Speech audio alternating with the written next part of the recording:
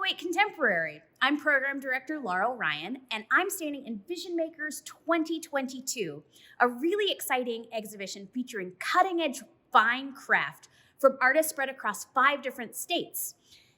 And our mixed media embroidery kit is based on the work of not 1, not 2, not 3, but 4 artists whose work is here in this exhibition.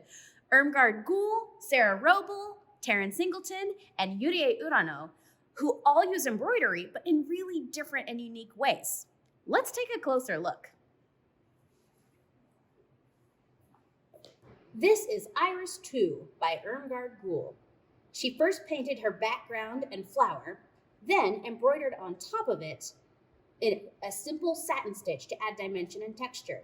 She said that she really liked the contrast between the flowing, organic shapes of the flower and the straight lines of her embroidery. Robl uses color, geometric shapes, and symmetry to invite a closer look. She cuts shapes into watercolor paper, punctures all the holes for her thread, then embroiders, and then layers the pieces with foam board between them to add depth. This piece is Moving Forward with Optimism.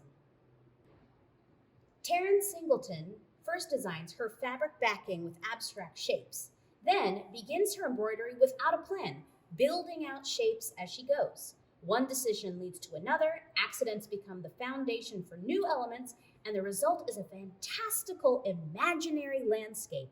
This one, the Veil of Silence.